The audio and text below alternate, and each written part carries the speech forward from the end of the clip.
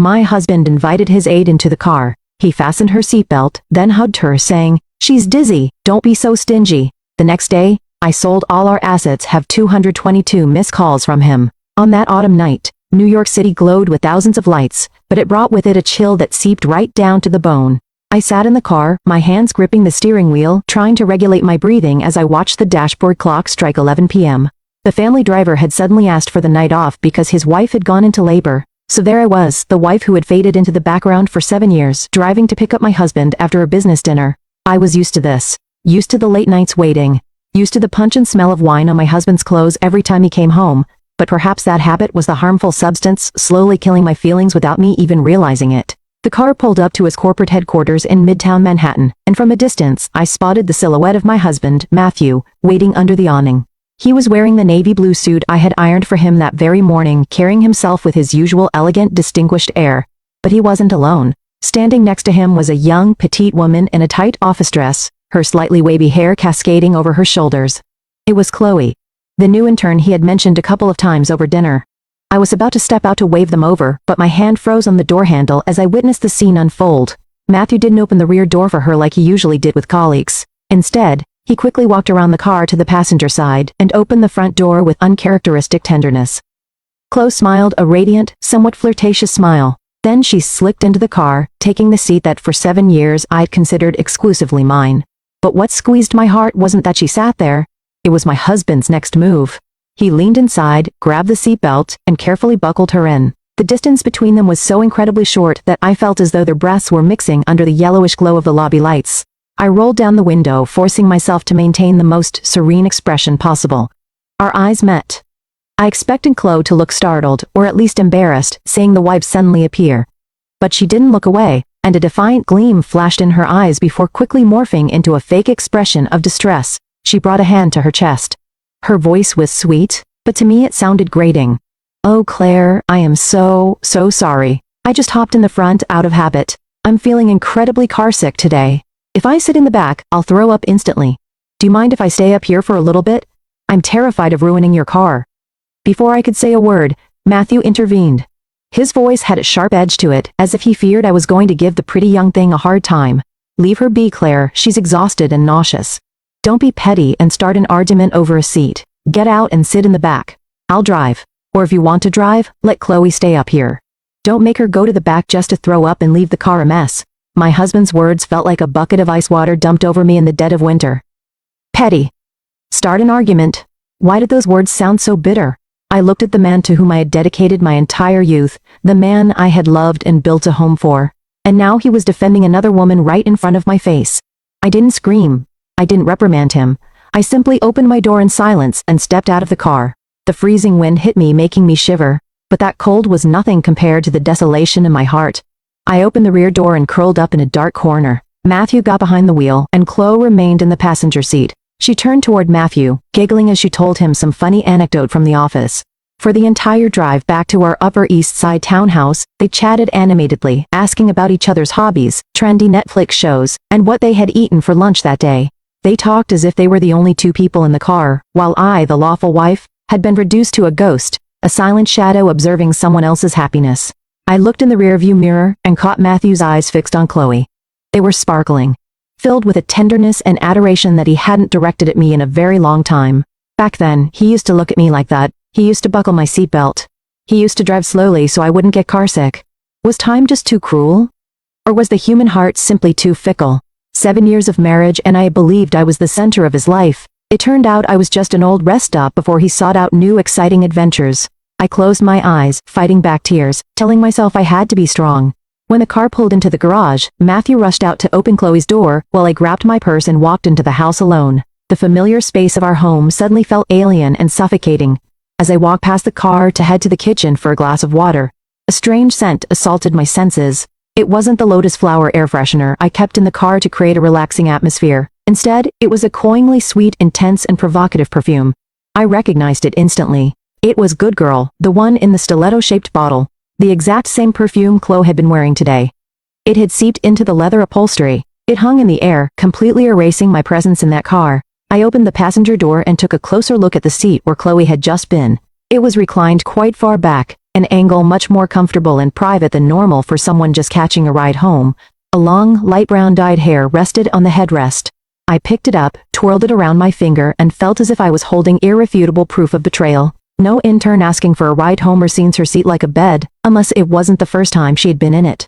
The next morning while I was making breakfast, Matthew came downstairs with a packed suitcase. He avoided my gaze and while adjusting his tie said, "Claire, I have to fly down to Miami for 3 days for the new resort project. Some urgent issues came up and I have to leave right now to make it on time."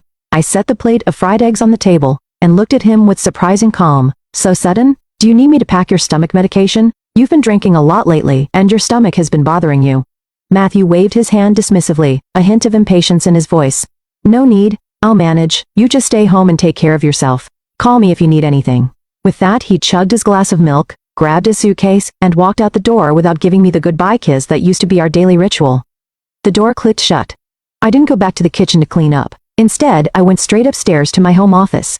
I booted up my laptop and logged into our family's device management account. A year ago, for his birthday, I had bought him the latest Apple Watch. Matthew was terrible with technology. He only wore it as an expensive accessory, completely unaware that I had activated the family location sharing feature for emergencies. Right at that moment, the red dot on the map was moving, but it wasn't heading toward JFK Airport. I tracked the dot as it slowly drove away from the city, eventually coming to a stop at a luxury lodge up in the Catskills. His Miami business trip was actually less than 60 miles from home. My heart sank, but reasons told me I needed more proof. I grabbed my second phone and logged into a burner account I created a while ago to discreetly keep an eye on his company's employees. I went to Chloe's profile. Just as I suspected, Chloe had just uploaded a story to her close friends list. She didn't know I was already on that list, disguised as an indie online cosmetics boutique she frequently bought from. The photo was a close-up of a man's hand peeling a lobster. On his wrist was a Patek Philippe watch with a leather strap, the gift I had custom-ordered from Switzerland for our 5th wedding anniversary. Accompanying the photo was a short but agonizing caption. "A man who is cold to the world but tender only to me. Thank you, my love, for this surprise getaway." I dropped the phone on the desk. It felt as if someone had ripped a piece of my chest out. There was no screaming, no tears of spite. I just sat in that large luxurious room, feeling the loneliness devour me cell by cell. It turned out that my kindness and my sacrifices over the past 7 years weren't even worth a single flirtatious glance from a young girl. He was willing to lie to his wife, abandon his family to frolic with his mistress, and even allowed her to openly provoke me. I took a deep breath, stood up, and walked over to the corner of the room where our family safe was hidden. I punched in the combination, and the heavy steel door swung open. I pulled out the deed to the house, the car titles, our insurance policies, and all the financial statements for our joint accounts. I wasn't going to sit around crossing my arms waiting for the end. Nor was I going to let them play me for a fool. I picked up my phone and dialed the number of the top divorce attorney I had discreetly consulted with last month. My voice sounded calm and cold. So cold it frightened even me. "Hello, Mr. Robbins. I want to proceed with the appraisal of all our marital assets. Yes, immediately. And please prepare a unilateral petition for divorce." I wasn't going to make a jealous scene. I knew that the cruelest revenge isn't throwing a public tantrum for everyone to see. It's letting go of the rope and letting the traitor suffer the consequences of his own choices. When love dies, the only things left to protect are my dignity and my assets. Matthew returned home in the early hours of the morning, looking haggarded and smelling of alcohol that, although partially dissipated, still left a sour, unpleasant stench. He collapsed onto the living room sofa, complaining of a sharp pain in his stomach after his long trip. Seeing his pale face, despite the ice in my heart after everything I had seen, 7 years of habit as his wife triggered a pang of pity. I told myself that this would be the last time I cared for him like a true wife, fulfilling my marital duties before everything shattered completely. I went into the kitchen at dawn, picked out the most tender short ribs, and slow-cooked them with vegetables and broth until it became a rich, thick stew that gave off a soothing aroma of herbs and onions. It was his absolute favorite dish whenever he felt sick or hungover. The dish that, according to him, he could only stomach if his wife made it. I poured the stew into a heavy thermos to keep it piping hot, wrapped it carefully in a kitchen towel to trap the heat, and drove to his office. The morning streets were crowded and noisy, a stark contrast to the terrifying silence reigning inside me. When I arrived at the company lobby, the receptionist looked at me nervously, trying to stop me without actually daring to do so. I hadn't announced my visit. I walked straight toward the CEO's office. The heavy mahogany door was closed. I was about to knock when I heard giggles coming from inside. The sound slipping through the crack of the door was high-pitched and grating. It made my skin crawl. I took a deep breath and pushed the door open hard. The scene before me made my gore run cold. I almost dropped the thermos. Chloe was sitting comfortably on Matthew's lap, her arms wrapped intimately around his neck. She was whining while showing him her pale, delicate hand, her voice as sickeningly sweet as artificial sweetener. "Look, baby, yesterday when I opened the wine bottle for you, I got a little scratch. It hurts so much, you know." Matthew took her hand and blew softly on the microscopic scratch, which was practically invisible to the naked eye. The look he gave her was filled with a compassion he hadn't shown me when I was bedridden with a 102-degree fever. Seeing me standing there, Chloe didn't look scared, nor did she jump up to apologize.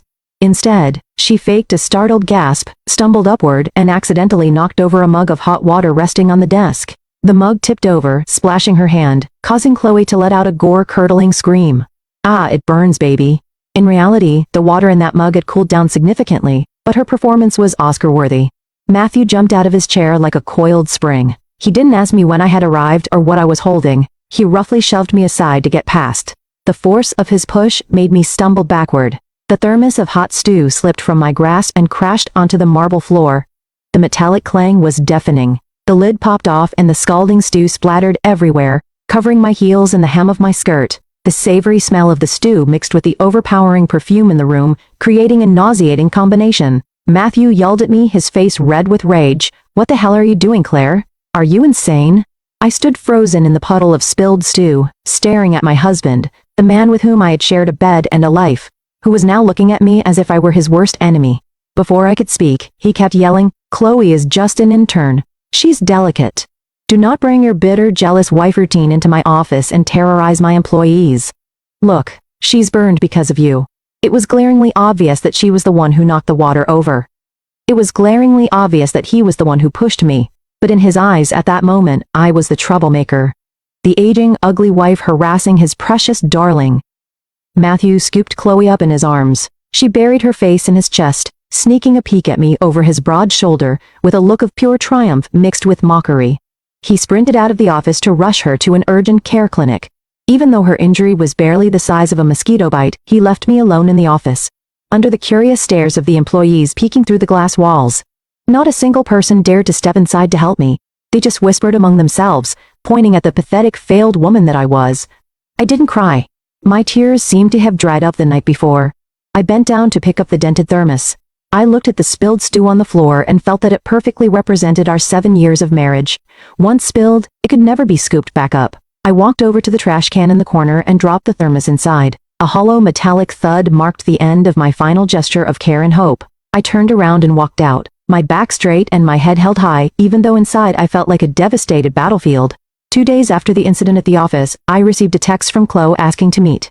She chose a Starbucks on the ground floor of the office building, a busy spot, perhaps to show off her power, or to ensure I wouldn't dare do anything physical to her. I arrived on time, wearing an elegant emerald green silk dress and subtle yet sharp makeup that radiated the aura of a mature, confident woman. In contrast, Chloe showed up in an immaculate white dress, deliberately sporting a barely there, innocent makeup look. Wide eyes, plump pink lips, the perfect butter wouldn't melt aesthetic that men always fall for. She sat across from me, completely dropping the fake submissiveness from the other day. She crossed her arms over her chest, her gaze revealing an ambition and audacity that turned my stomach. She pushed her orange juice aside and in a freezing tone made her intentions crystal clear. "Claire, I think as smart women, we should speak plainly. Matthew is tired of you. Look at yourself. You're getting old, you're boring, stuck in the kitchen all day. How could you possibly understand the pressure he feels in the corporate world the way I do?" I took a sip of my black coffee. No sugar. The bitterness spreading through my mouth helped keep me sharper than ever. I looked at her and offered a faint smile. "You asked me here just to recite lines from a cheap soap opera. My time is money, so if you have something to say, spit it out." Chloe smirked smugly, as if she held all the cards. "I want you to file for divorce voluntarily. Don't make things difficult for Matthew. Clinging to a man who doesn't love you anymore is just pathetic. Name your price. How much do you want to hand over your position as the CEO's wife? $500,000? $1 million? I'll tell Matthew to wire it to you immediately as compensation for your lost youth." I threw my head back and laughed. My laughter was so loud it made people at the neighboring tables turn and stare. I set my coffee cup down on the saucer, looked her dead in the eye, and spoke with a calm but entirely authoritative voice. "Do you actually think Matthew has that kind of liquid cash laying around? Sweetheart, are you incredibly naive or displaying dumb?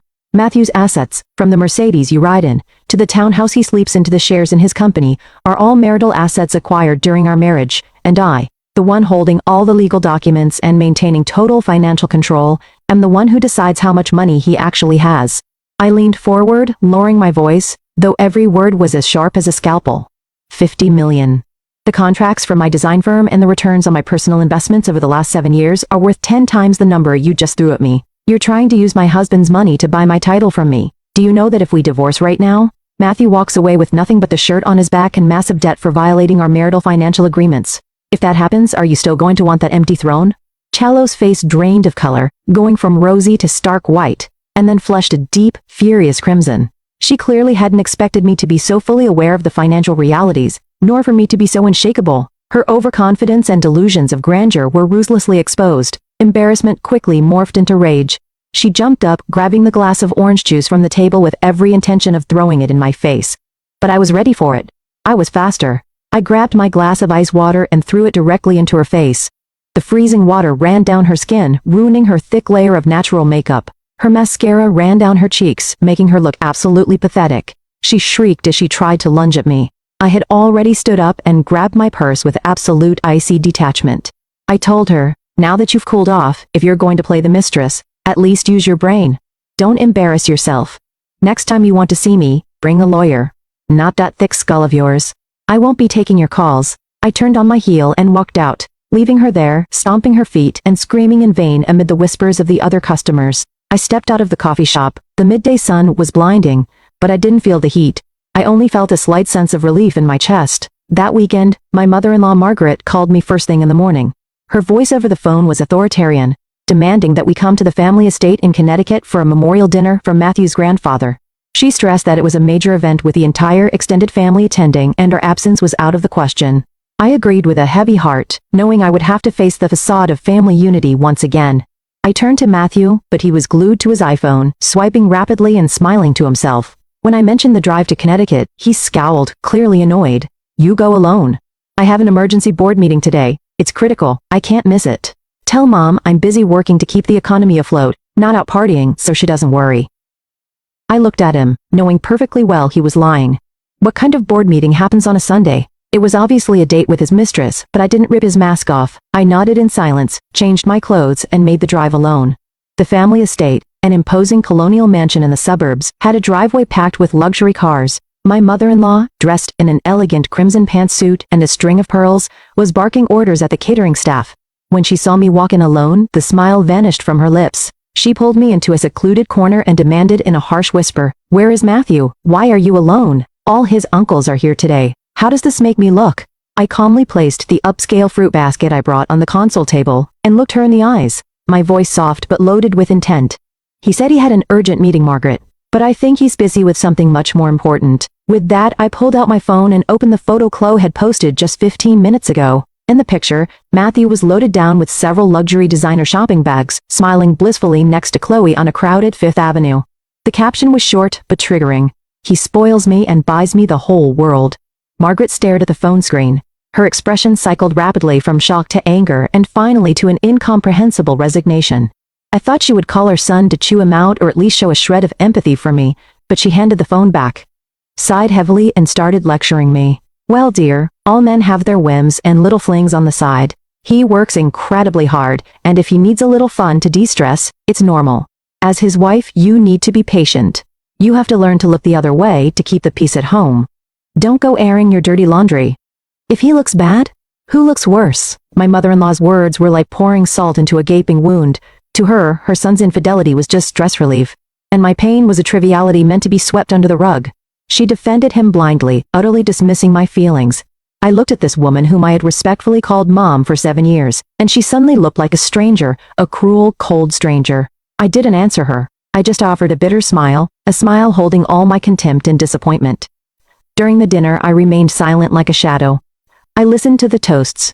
I listened to my mother-in-law brag about her son's massive success and what a wonderful daughter-in-law I was. Every compliment was like a needle piercing my eardrums.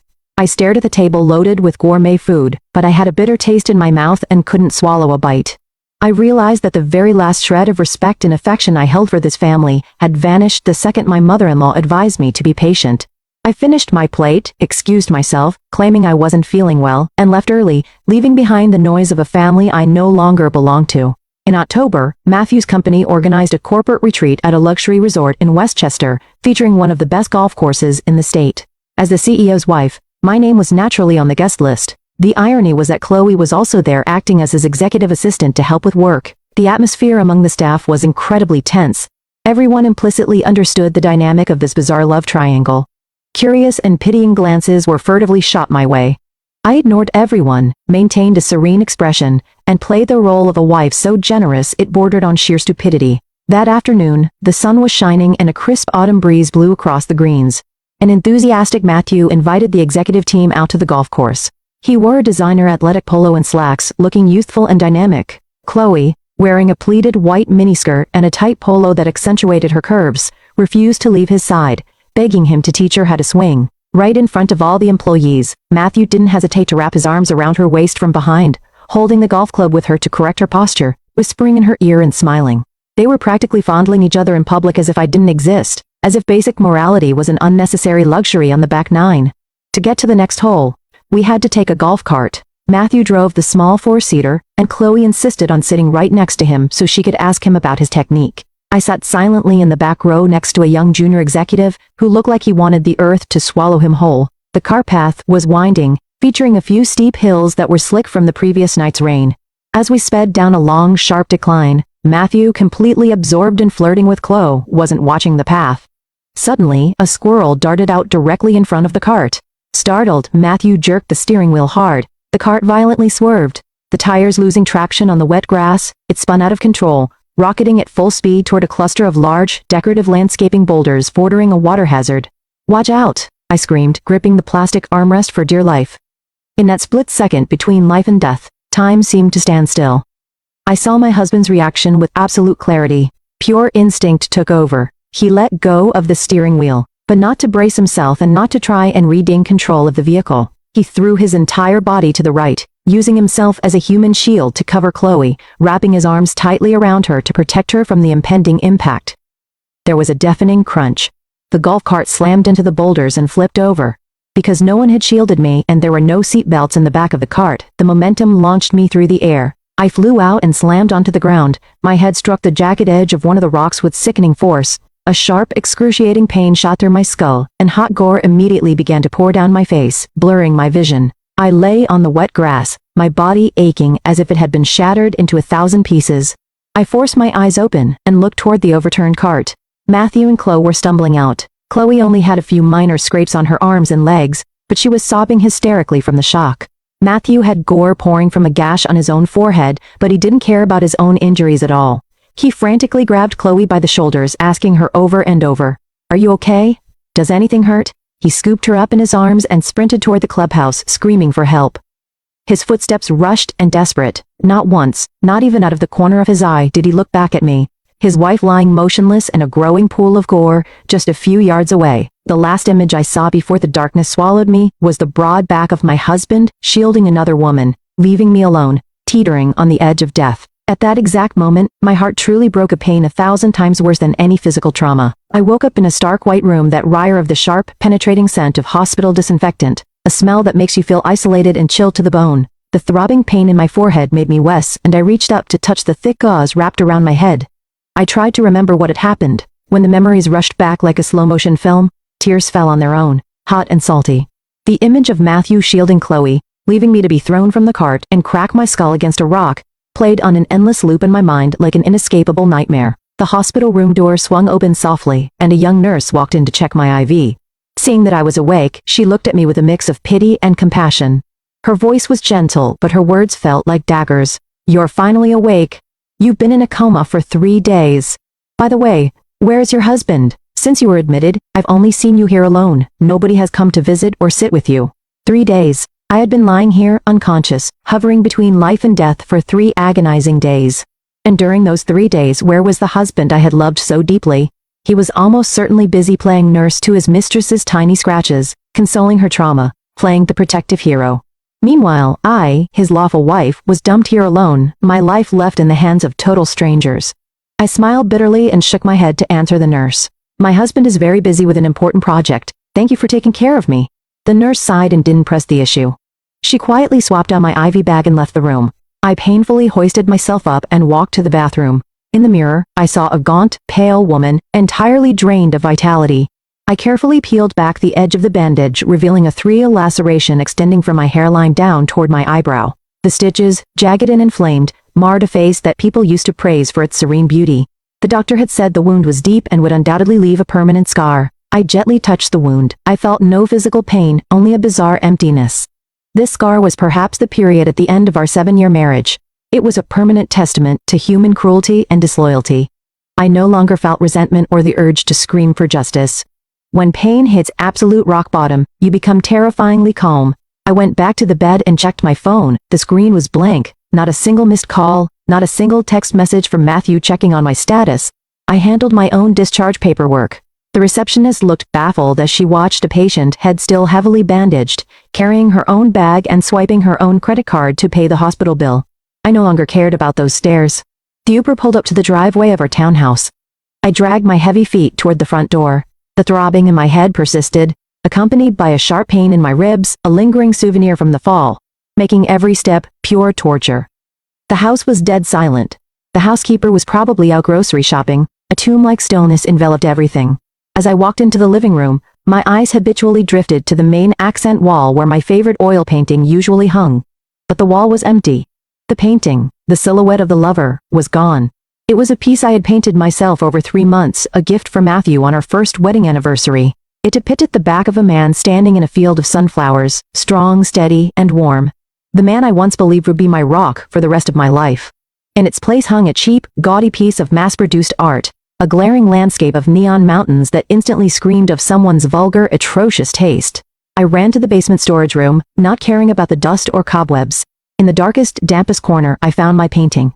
It was tossed carelessly onto the freezing concrete floor. The oak frame had its chipped corner and the canvas was smeared with grime. My heart contracted. I felt as if I was the one who had been discarded in that filthy corner. I suddenly remembered Chloe posting a photo recently, bragging about buying a good vibes Fenu painting to bring wealth as a gift for her boss's living room. It turned out Matthew had ripped down the symbol of our love just to hang his mistress's cheap trinket. I used my sleeve to wipe the dust off the canvas. Tears spilled over, unable to be contained, blurring the vibrant yellows of the sunflowers. 7 years I had treasured every single memory, while he treated them like garbage. I stood up, dragged the painting upstairs, and called the director of an upscale charity art gallery I frequently worked with. My voice was completely resolute. "Hi Marcus, I want to add a piece to tonight's charity auction. Yes, it's the silhouette of the lover, the starting bid. Whatever you think is best." Marcus on the other end of the line sounded hesitant. "Claire, but you always said that painting was your most prized possession. You swore you'd never sell it. What happened?" I cut him off with a voice so frigid it felt foreign to me. What's the point of keeping the object if the person has changed? Sell it for whatever you can get. It's better it serves a good cause than rots in a basement. I hung up, looked at the painting one last time, and handed it over to the courier, who arrived shortly after. The van drove off, taking my love away with it. I walked back inside and stared at the tacky painting on the wall. I smirked with pure disdain. "Matthew, if you wanted to erase my present so badly to replace it with hers, I'll help you get your wish. I'm going to wipe the slate so clean that when you finally look up, there will be nothing left but a void." That evening, Matthew came home earlier than usual. He walked into the master bedroom still wearing his tailored suit, but the stench of women's perfume and stale cigarette smoke clinging to his clothes was so strong, it made me gag. Seeing me sitting on the edge of the bed with a bandaged head, he froze for a second. A flash of bewilderment crossed his eyes, but he quickly buried it under his usual cloak of indifference. He walked over, tried to touch my shoulder, and said with a half-hearted sigh, "You're back. How's the head? You really scared me that day." Chloe was screaming in pain, so I rushed her to the clinic first. When I came back, they told me they'd already taken you to the hospital. You know how much of a worrier I am, and Chloe is so fragile. I was terrified she was seriously hurt. His clumsy, irresponsible excuse repulsed me. I flinched away to avoid his touch and replied coldly, "I didn't die. You don't have to pretend to care. It's just a surface wound. Nothing compared to your mistress's little scratch." Matthew frowned, instantly annoyed. "Here we go again with your insane jealousy. I've told you 100 times. My relationship with Chloe is strictly professional. I see her like a little sister. Stop making up these crazy movies in your head. It's exhausting." With that, he took off his suit jacket, tossed it over a chair, and climbed into bed next to me. He tried to wrap his arm around me, maybe out of guilt, or maybe just to satisfy his own urges. The smell of his body mixed with Chloe's cheap perfume churned my stomach. The memory of him diving to shield her during the crash flashed in my mind, and a wave of pure disgust washed over me. I shoved him away with every ounce of strength I had. My voice was still, "Let go of me. Don't touch me. I'm tired, I want to sleep." Shocked by my sudden aggression, Matthew tumbled backward, staring at me in disbelief. In 7 years, I had never rejected him. No matter how exhausted or sick I was, if he wanted me, I always gave in. It was the very first time I had resisted him so fiercely. His fragile male ego flared up. He sat up and spat at me. "What is your problem? A husband can't even touch his own wife now. Or did that bump on the head make you completely psycho? Stop playing hard to get. God, you're such a bitter woman, always walking around with a scowl on your face. I'm sick of it." He grabbed a pillow, threw it violently onto the floor, and stormed out to sleep in the guest room, slamming the door behind him. The sound of the door crashing shut felt like a sledgehammer delivering the final blow to my shattered heart. I curled up in the massive California king bed and tears streamed silently down my cheeks, soaking the sheets. I wasn't crying because my husband had insulted me. I was crying out of pity for myself. The city's high society charity gala was being held at a 5-star hotel in Manhattan. Crystal chandeliers, soft jazz, exorbitant evening gowns, and an atmosphere thick with high-end designer fragrances. I attended as a recognized designer and as the wife of the CEO of a major real estate development firm. I chose a form-fitting black velvet gown that contrasted sharply with my pale skin, projecting a mature, mysterious elegance. I expertly styled my wavy hair to hide the scar on my forehead, but no amount of expensive makeup could hide the deadness in my eyes. I had barely taken my seat when I saw Matthew walk in. He wasn't alone, and he didn't head toward my table. He walked in with Chloe on his arm. She was wearing a loud, strapless red dress with a dangerously high slit showing off her legs. She clung to Matthew, giggling and flirting, shooting defiant looks around the room as if marking her territory. Matthew didn't look uncomfortable in the slightest. He introduced her to his business partners as his special executive assistant, but the way his hand rested possessively on the small of her back made their true relationship painfully obvious to everyone in the room. Their arrival drew countless curious stares and hushed whispers. Some people looked at me with pity, others with sheer amusement, waiting for the inevitable reality TV-style meltdown. I remained as still as a marble statue. I took a slow sip of my Pinot Noir, letting the dry, bitter taste coat my tongue. He actually dared to parade his mistress at a highly public industry event. He was publicly humiliating me in front of our entire social circle. With that single choice, he had burned the very last bridge he had left. Chloe spotted me. She actively dragged Matthew past my table and spoke just loud enough for me to hear. "Babe, that black dress is so old and depressing, don't you think? It totally ruins the fun vibe in here." Matthew shot me an icy glare, then turned back to Chloe with a smirk. "Well, money can't buy taste, babe. Let's go sit over there. The air feels a little toxic over here." The auction began. Diamond jewelry, antique vases, items were presented and sold off. Toward the end of the night, the auctioneer's booming voice echoed through the ballroom. "And now a very special piece, an original oil painting titled The Silhouette of the Lover. This piece was generously donated by designer Claire, wife of CEO Matthew." On the massive projector screen behind the stage, the image of my painting appeared. The man standing in the sunflower field looked vivid, painted with obvious, deep devotion. A murmur of genuine admiration rippled through the crowd. I watched Matthew freeze instantly. His wine glass stopped mid-air. He stared wide-eyed at the screen, then whipped his head around to glare at me with a look of pure, unadulterated shock. He clearly never expected me to take the ultimate symbol of our love and toss it onto a public auction block. Chloe, sitting next to him, whispered something in his ear, then shot me a mocking sneer. I could read her lips perfectly. "You're broke." I smiled back, a soft, gentle smile that was as sharp as a razor blade. "Yes, I am selling the past. I am selling my own stupidity. To me, this painting is no longer a priceless treasure. It's just a commodity, and I want to see exactly what the market price for treason is." The auctioneer banged his gavel. "The bidding for this magnificent piece begins at $5,000. Do I hear $5,000? The room began to buzz, but my eyes were locked on my cheating husband's rapidly shifting face. Everyone in the ballroom was looking back and forth between the painting on the screen and Matthew, the literal man in the painting who was sitting there looking pale and cornered. Bids for the $5,000 starting price immediately went up. People weren't bidding for the artistic merit. They were bidding out of morbid curiosity to suck up to Matthew or simply to own a scandalous artifact from a high-profile marriage clearly on the rocks. Matthew sat perfectly still, gripping his wine glass so hard his knuckles turned white.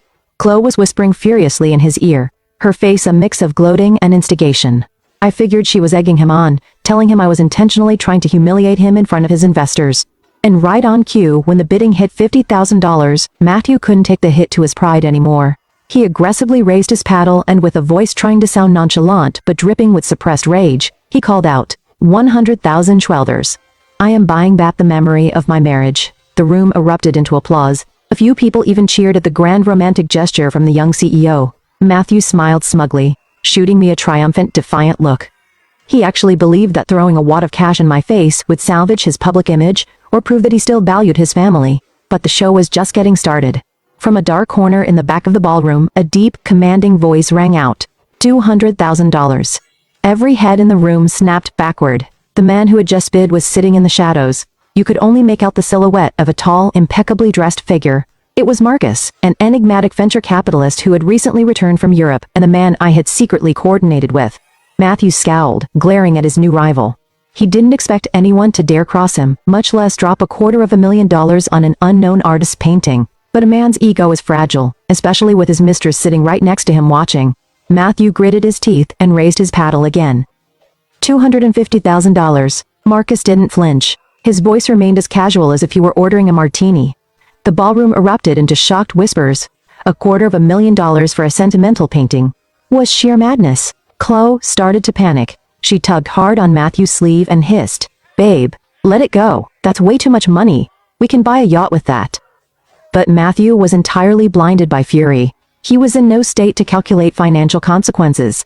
To him, this was no longer a charity auction. It was a gory battlefield for his bruised ego. He couldn't stomach the idea of another man owning an image of him, especially one painted by his wife. He jumped out of his chair and barked, $750,000. Marcus chuckled a low, barely audible sound from the shadows. He replied calmly, 1 million. Sweat began to bead on Matthew's forehead. $1 million in liquid cash was no joke. That was the equivalent of his company's entire quarterly profit margins. But Marcus's casual provocation, combined with my absolute dead-eyed silence, was driving him insane. He felt that if he backed down now, the entire room would laugh at him behind his back tomorrow. He took a deep breath and screamed his final number, desperate to crush the opposition once and for all. 1.5 million. Let's see you top that. Dead silence fell over the ballroom. Everyone held their breath, waiting for the mysterious man in the back to speak, but Marcus didn't say a word.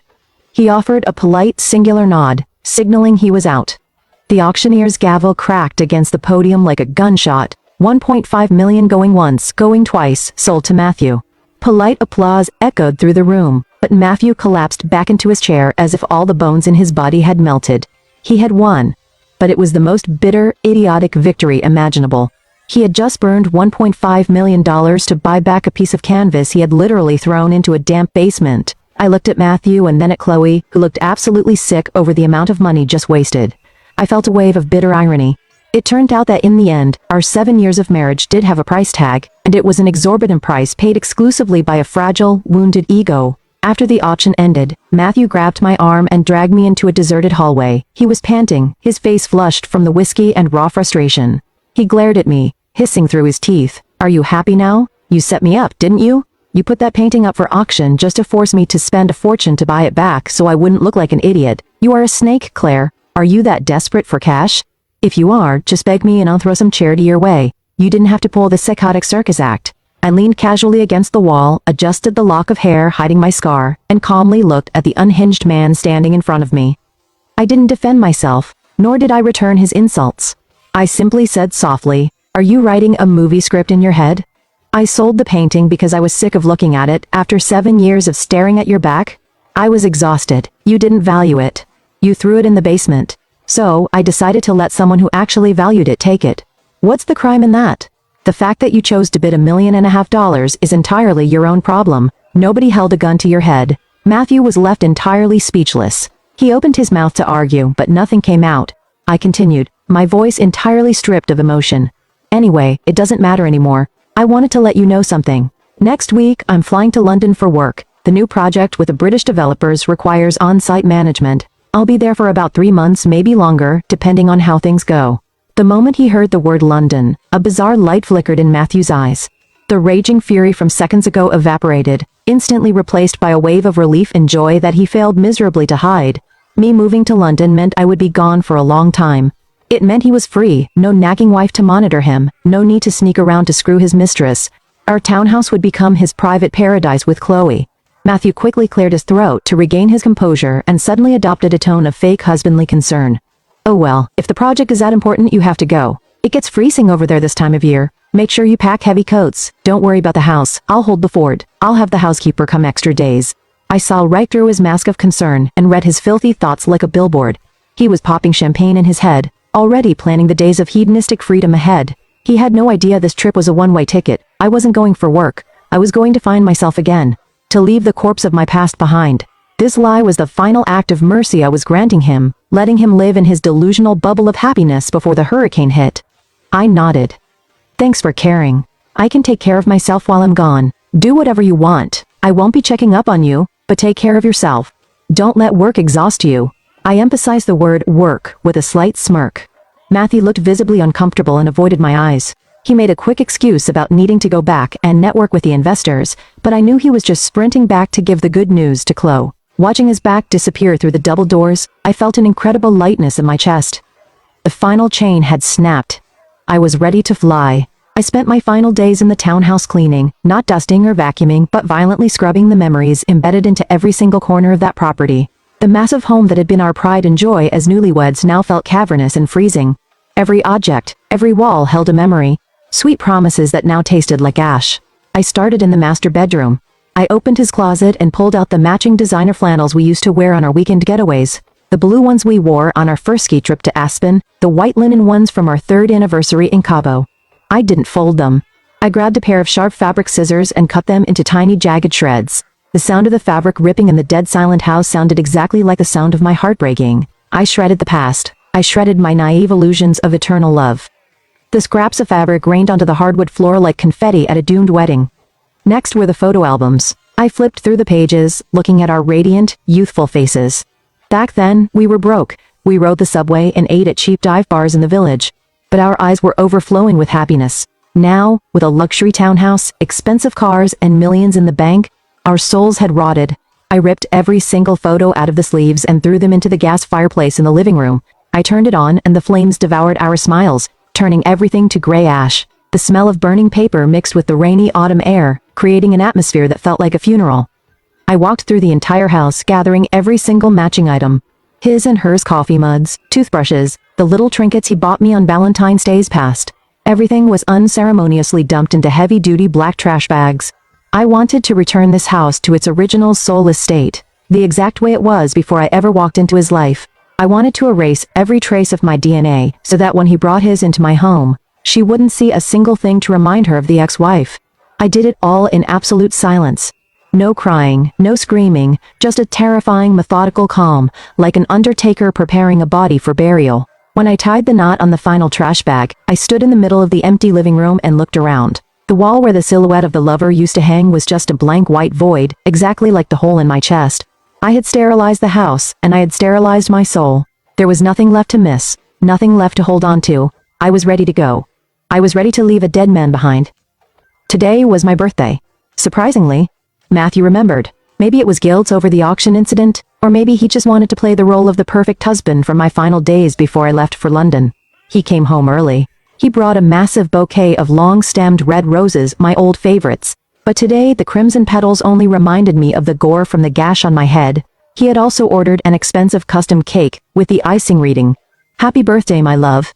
Matthew bustled into the open-concept kitchen, claiming he was making me a filet mignon dinner. He tied an apron around his waist and busied himself with a cast-iron skillet, whistling a happy tune, watching his back as he cooked.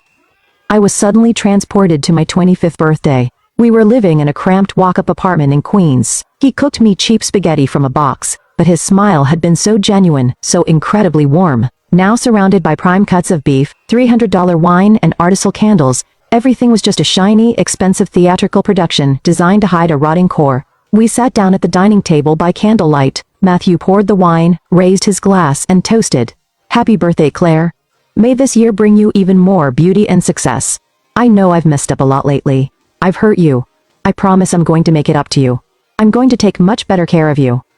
I listened to his monologue and felt absolutely nothing. The promises of a cheating man are worth less than dirt. I raised my glass, took a sip, and let the bitter tannins hit my tongue. I replied simply, "Thank you. The dinner is delicious. I didn't say a word about the future, about forgiveness or about hope, because as far as my future was concerned he was already dead.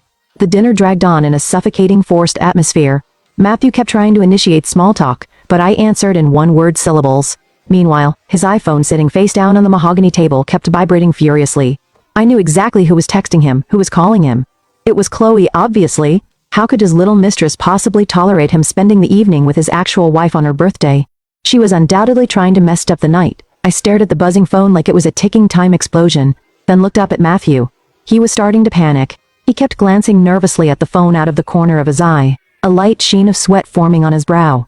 He was internally wrestling between continuing his perfect husband performance or running like a lapdog to his mistress's beck and call. I offered a bitter smile. I knew this play was reaching its final act. I sat perfectly still, waiting for the moment he would willingly rip off his own mask, giving me the ultimate cue to stand up and walk away without ever looking back. Exactly as I predicted, Matthew's phone vibrated violently against the wood, shattering the delicate atmosphere he was desperately trying to maintain. The buzzing sounded as abrasive as fingernails on a chalkboard. Matthew shot me a panicked glance. Seeing that I was calmly slicing my filet mignon, he cautiously picked up the device. The screen lit up, displaying the caller ID. Little sister, an alias as ridiculous as it was transparent. He didn't answer immediately. He silenced the call, placed the phone face down again, and forced a strained laugh. It's just the foreman at the construction site. Probably a delay with the raw materials. Let them wait. Tonight, the only thing that matters is my wife's birthday, but the person on the other end was not about to give up. The phone vibrated again 1, 2, 3, 4 times. Matthew's patience evaporated. The sweat on his forehead gave away his massive anxiety. On the 5th call, he couldn't take it anymore. He jumped up from his chair and stepped out onto the terrace to answer. He slid the glass door shut, but through the pane I could still hear him whispering furiously, trying to soothe whoever was on the line. I know, don't panic. Okay, I'm heading over there right now. He slid the door open and returned to the table, wearing a mask of profound apology and fake remorse that I was utterly sick of seeing. He stuttered. Claire, I am so sorry. The power grid failed at the Brooklyn warehouse and the fire suppression system is glitching out. I have to drive down there right now before something catastrophic happens. You just keep eating. Okay, I'll be back the second I fix it. I looked out the window. The wind was picking up and flashes of lightning lit up the Manhattan skyline. A power outage at the warehouse. Or was his little mistress terrified of thunder and needed her big, strong man to hold her? I set my silverware down and looked him dead in the eyes, my gaze as placid as a frozen lake. Go. Work is important. I'll blow out the candles myself. After all, I'm used to being alone. Matthew was visibly thrown by my unexpected docility. Perhaps he had been bracing for a massive screaming match, a jealous outburst that would give him the excuse to get angry and storm out with a clear conscience. But my fake understanding completely disarmed him. He leaned down, gave me a quick icy kiss on the forehead, grabbed his coat and car keys, and sprinted out the front door like a fleeing felon. The heavy oak door clicked shut, leaving me completely alone in the cavernous dining room. The candles on the birthday cake were still burning, the melted wax dripped down the sides, red as fresh gore. I sat there staring at the flickering flames, listening to the heavy rain begin to lash against the glass windows. It turned out that on my birthday, the day I came into this world, the man I called my husband chose to abandon me for another woman, simply because she was afraid of the dark. I smiled faintly, wiping away a single tear that had escaped down my cheek. I stood up and blew out the candles. The room plunged into darkness, but deep inside me, a different flame roared to life. The flame of liberation and rebirth. Go, Matthew. Go and never come back. Because the second you walked out that door, we became nothing but strangers. The moment the roar of Matthew's Mercedes faded into the rainy night, I sprang into action. I didn't touch the cake, and I didn't clear the table.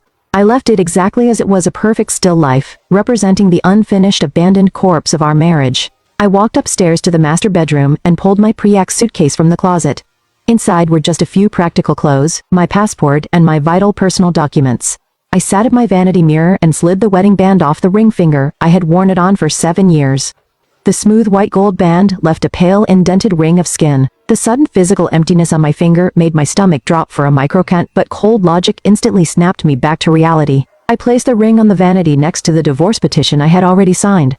My signature was bold and sharp, lacking the slightest tremor, reflecting my absolute ironclad resolve. I pulled a sleek black Amex card from my wallet. Loaded onto that specific account was exactly $1.5 million from the auction of the painting, plus every single dime of my own personal savings and investments. I placed the black card on top of the legal papers, accompanied by a small handwritten post-it note that read, "I'm returning everything to you." The money from the painting, the ring, and the freedom he wanted so badly. The pin is our anniversary date. I hope he still remember it. I took one final look around the room. The California king bed, now massive and freezing. Our framed wedding photo on the wall, capturing smiles that now felt like a sick joke. I grabbed the handle of my suitcase and dragged it out of the room. The sound of the wheels rolling over the hardwood floor sounded like bones cracking. I didn't take the private elevator. I walked down the staircase step by step, as if to carve the pain of this moment into my mind one last time before letting it go forever. When I stepped outside, it was pouring rain. I had ordered an Uber Black in advance. The driver, seeing me dragging a suitcase through a torrential downpour in the middle of the night, rolled down his window and asked with genuine concern, "Heading to JFK at this hour, ma'am? With this rain? The expressways are a mess." I smiled. It was the most relieved, genuine smile I had worn in years. "Don't worry about it. The sun always comes out after a storm. I just have to fly a little far to find it." The SUV pulled away, plunging into the sheet of rain, leaving the luxurious but frigid townhouse in the rearview mirror. I rested my head against the cold glass, pulled out my iPhone, popped out the SIM card, snapped it in half, and tossed the pieces out the window into the wet streets of New York. From this exact second forward, the Claire of the past, the submissive, infinitely patient wife was dead. I was on my way to JFK for a red-eye flight to London, where a completely blank canvas and a new horizon were waiting for me. The next morning, after a night of intense passion at Chloe's luxury high-rise apartment, Matthew took her out for a lavish breakfast before driving them to the office. Perhaps due to a lack of sleep, or perhaps because he was too busy flirting with his mistress in the passenger seat, Matthew's reflexes failed him. His sleek Mercedes was cruising down the FDR drive when disaster struck. A massive flatbed truck loaded with steel beams driving directly in front of them slammed on its brakes to avoid a reckless motorcyclist who had cut across the lanes. Matthew reacted a second too late. Pure reflex made him jerk the steering wheel to the left to avoid rear-ending the truck. But tragically, another vehicle was speeding up the left lane. In that fraction of a second between life and death, history repeated itself. Once again, his instinct to protect his mistress completely overrode his own instinct for self-preservation. Instead of holding the wheel straight or swerving to protect his own side of the car, he violently cranked the wheel so that the passenger side where Chloe was sitting would swing away from the impending impact. This suicidal maneuver sent the driver's side of the Mercedes smashing head-on into the concrete median barrier. A split second later, a box truck trailing behind them plowed into the Ben Mercedes, triggering a horrific multi-car pileup. The Mercedes was crushed like an accordion, the airbags deployed but the windshield shattered instantly, sending jagged shards of safety glass raining down on the driver. Matthew was pinned inside the mangled cab, bleeding heavily from severe head trauma and crushed ribs. Meanwhile, Chloe, sitting in the passenger seat, walked away with only minor bruising and a severe panic attack, saved entirely by Matthew's sacrificial maneuver and the car's advanced safety systems. When the FDNY rescue crews finally used the jaws of life to extract them from the wreckage, Matthew was already unconscious. Yet, chillingly, his right arm was still stretched out across the center console, locked in a position attempting to shield Chloe. Chloe was screaming hysterically on the side of the highway, her makeup smeared with tears and rain. In a blind panic, she grabbed Matthew's phone from the floorboard. The screen was spiderwebbed, but it still worked. Shaking violently, she dialed the only number she could think of to handle a crisis of this magnitude. "Mine," she called desperately, fully expecting me, the reliable official wife, to drop everything and rush in to clean up this disaster like I always did. But all she got was the robotic monotone voice of the carrier. "The number you have dialed is no longer in service." I had turned off the phone, I had snapped the SIM card. I was an ocean away, completely out of range of their self-inflicted tragedies. Unable to reach me, Chloe spiraled into total panic. All around her, ambulance sirens wailed, onlookers whispered, and the flashes of dozens of smartphone cameras captured the gruesome scene of a clandestine affair that had just paid the ultimate toll. I landed at Heathrow Airport on a windy, overcast afternoon. The biting European chill was different from the damp cold of New York. It was dry and sharp, but it cleared my head in the bizarrely refreshing way. I took a black cab to the upscale apartment my company had leased for me in Kensington, unpacked my suitcase and slid a new UK SIM card into my phone to text my mother that I had arrived safely. The second the phone connected to the Wi-Fi, it erupted into a continuous violent vibration, an absolute avalanche of social media notifications and pending text messages driven by morbid curiosity. I opened Twitter. The very first thing on my feed was a photo spreading like wildfire. It was a high-resolution shot of the crash on the FDR drive. The photo focused tightly on Matthew, gory and trapped, but still holding his arm out in a fiercely protective stance over the young woman beside him. The original poster had added a sappy viral caption, "This is true love. On the brink of death, he uses his own body. Number true love, number hero." The photo had already racked up hundreds of thousands of likes and retweets. Internet strangers completely oblivious to the context flooded the replies with gushing praise. I wish a man loved me like this. This guy is a 10 says 10 love that conquers death. Reading those comments, I couldn't help but throw my head back and laugh out loud. A bitter, jagged laugh that eventually brought tears to my eyes. True love, a romance for the ages. If these people knew that this hero was another woman's husband and the girl he was shielding was the homewrecker who had decimated his family, would they still be worshipping him? But the truth can never be buried forever, especially not in the digital age. Just a few hours after the photo went viral, the internet sleuths had already tracked down the identities of the victims. An anonymous account, likely a disgruntled employee from Matthew's firm, dropped a nuke in the replies. Wait, that's Matthew last name, the CEO of company name. He's married to an incredibly kind, beautiful designer. That girl next to him is Chloe, his two-year-old intern. This isn't a love story, it's adultery and karma. Pray for his wife at home. The narrative whipped around at whiplash speed. The praise instantly morphed into the most vicious, ruthless vitriol the internet could muster. Cheating scum. Hope he rots. Karma works fast. Disgusting. His poor wife. The scandal became the half-owned trending topic in the city. The stock price of Matthew's publicly traded real estate firm, which was already on shaky ground, went into freefall the moment the New York Stock Exchange opened. Sitting by the bay window of my London apartment, watching the golden autumn leaves blow across the street, I scrolled through the chaotic news. I felt neither satisfaction nor pain. I felt like I was watching a tragic comedy starring absolute strangers. I clicked the phone off, set it on the table, and stood up to boil the kettle for tea. Outside, a light snow began to fall. The pure white flakes drifted down, blanketing all the filth of the world. Back in the States, a Category 5 hurricane was tearing their lives apart. Here, in my quiet little flat, I found the first true peace I had known in 7 long years. Matthew woke up after being in a medically induced coma for over 20 hours. The agonizing pain from his crushed ribs and lacerated scalp dragged him back from the edge of the abyss. The blinding fluorescent lights of the hospital ceiling made him squint. His throat was like sandpaper, his mouth tasting of bile and gore. And the very first word that slipped past his cracked lips wasn't the name of the mistress he had just sacrificed his body for. It was mine, Claire. But his call wasn't answered by a gentle hand wiping his brow, nor by a glass of lukewarm water with a straw perfectly positioned for him as it had been for the last 7 years. Instead, a soft but violently shaking hand grabbed his, accompanied by a pathetic, whining sob. Matt, oh my God, you're awake. You scared me half to death. Do you know I've been crying until I literally have no tears left? Matthew blinked hard, forcing his eyes to focus. The blurry image sharpened. Standing over him was Chloe, her eyes puffy and her makeup completely ruined. She was wearing a loose hospital gown and had nothing but a small gauze wrap around her wrist. Her presence, instead of moving him to tears, triggered a bizarre, hollow disappointment in his chest. He weakly pulled his hand out of her grip and scanned the sterile VIP hospital room, desperately searching for a familiar figure. He croaked in a hoarse voice, "Where is my wife? Where is Claire? Why isn't she here?" Chloe froze, the fake sobs caught in her throat. She bit her lip, her expression shifting to one of deep offense and jealousy. "You literally just woke up and you're already asking for her. Claire didn't come. I called her cell 100 times since the crash, but it goes straight to voicemail. I texted her that you were in critical condition, and she left me on red. She's probably throwing a tantrum and abandoned you." A creeping sense of dread began to bleed into Matthew's mind, colder than the IV fluids dripping into his veins. He knew I could get angry. He knew I could be distant. But he knew with absolute certainty that I would never abandon him while he was hovering near death. In 7 years, no matter how bad our fights got, a simple call from him was enough to make me drop everything to care for him. He tried to sit up, but the excruciating pain in his chest made him groan. He barked at Chloe, "Give me my phone now." Trembling, Chloe handed him his shattered iPhone.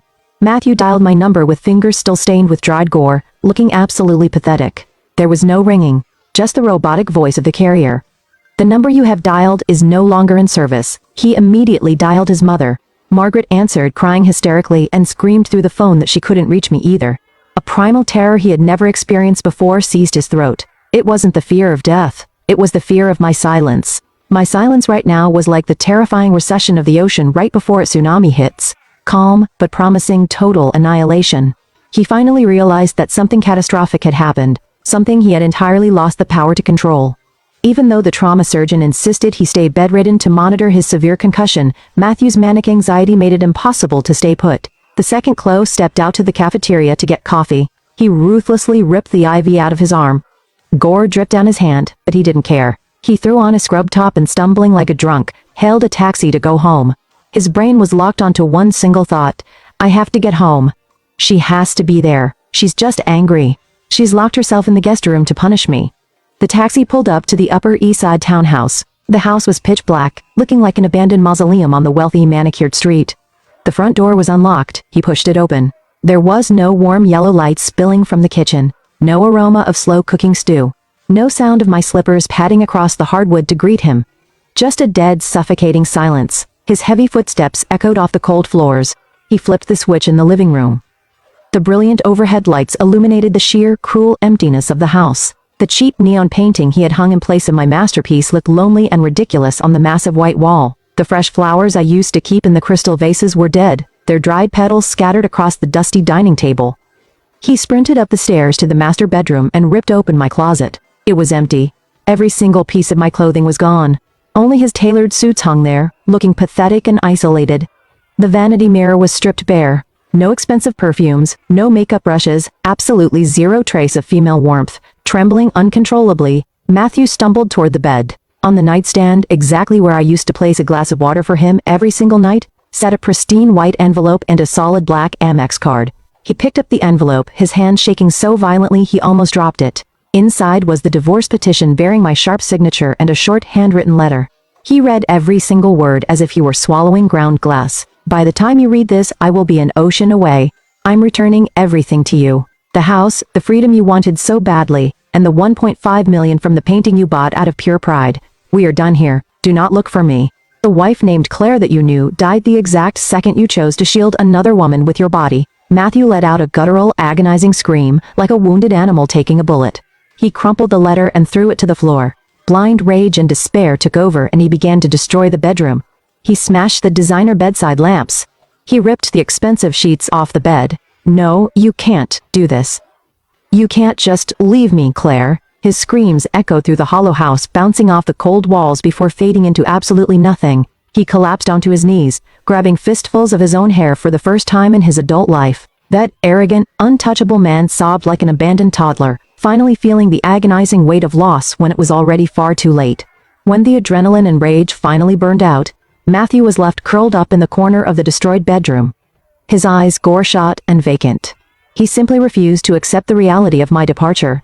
With the stubborn delusion of a man who had always gotten his way, he convinced himself I was just hiding out somewhere in the Hamptons or upstate to punish him, waiting for him to gravel before returning. He launched a frantic, desperate manhunt. He scoured his contacts and called every single person who knew me. He called my mother in Ohio. She answered with a voice that was perfectly calm, but so icy it froze his gore. Why are you calling me? I have no idea where my daughter is. And even if I did, I would never tell a shameless piece of garbage like you. Don't ever call this number again. She hung up and immediately blocked him. Matthew called my best friend from college. She practically laughed in his face over the phone. Wow.